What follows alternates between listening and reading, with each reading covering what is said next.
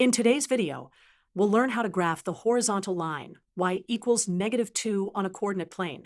First, we'll create a coordinate plane to visualize the line. Let's draw our x and y axes. To graph a horizontal line, we need to remember that wherever x goes along the line, the y value will always be the same. For the line y equals -2, each point will have y equal to -2. Now, let's connect these points with a straight line. This represents the line y equals -2.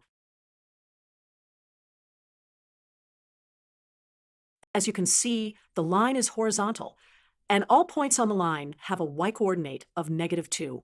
A key characteristic of horizontal lines is that they have a slope of 0.